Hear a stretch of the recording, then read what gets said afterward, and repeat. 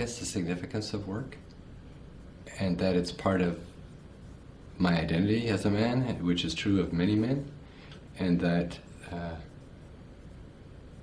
it can be as significant as a relationship. And that's difficult to say out loud, but it's important to recognize. Now I'm going to go back to the part of my life when I was a family practitioner, because I often saw men don't generally seek help, so they don't often come and see a doctor. But as they get older, because it's important with regard to checking colon, prostate, those sorts of things, they would start coming to see me. So that there actually would be the beginning of a relationship before they were seeking retirement. And if I started getting wind of the fact that they were about to retire, whether they were 60, 65 or older, I would work with them to begin to appreciate what that might be like. So I would ask them, what does their work mean to them at the moment? What will they be sorry to leave behind? How do they use their work to define themselves? How have they contributed? And how have they prepared on the day after to be at home all the time? Because likely, and for the men I was seeing at that time, many of them had wives who hadn't worked in the same degree, had stayed at home. So what's it going to be like for you to be at home all day, every day with your wife? And many of them would say, I can't wait. And 6 months later, they'd be back in my office and say, I don't know what to do with my time. This isn't the way I thought it would be. I've lost my sense of self. You can only play golf so often. And those were the features. So I think one of the really essential ingredients is preparation. The other part that I really feel is very significant to many men throughout their lives, that whenever we're in transition, there's change. And when there's change, there's loss. And when there's loss, there's grief. And grief is definitely something we never want to experience. And often we resist being in the presence of those who are in grief.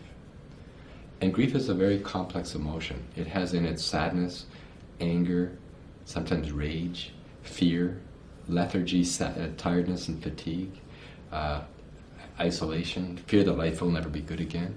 So that if I help men to understand that sometime in the next 3 to 6 to 9, 12 months, this might be part of your experience, it's normal.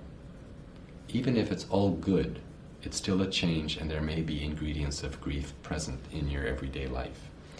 And it's easy to confuse or mistake some of those for depression, because they're very depression-like. And that they can lead to depression, and they can be components of depression and grief at the same time. And I really discourage them from sliding into the isolation part. So as a family physician, I could always make an appointment. I want to see you in 2 weeks, in 2 weeks, in 2 weeks.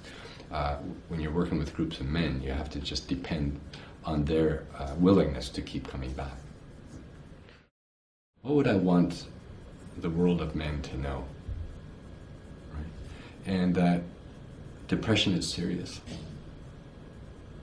It affects individuals and it affects their relationships. It must be taken seriously. Medication is just one avenue. Right? There are other components of depression that can also be addressed in other ways. And because depression itself also lends itself well to people feeling isolated, to come together in a group could be the beginning of healing, repair, restoring, whatever words you want to use, of coming back to who you want to be or who you might have been before that. And that for men, it's really important to look in their lives for evidence of shame, of grief, of anger, and of fear. Things that we don't want to really look at because it makes us feel less than men. That, however, is the very risk then of the depression or the grief worsening. So it's that having the courage, and courage cannot exist without fear, so it's there. Having the courage, despite the fear that you want to keep silent, having the courage to ask for help.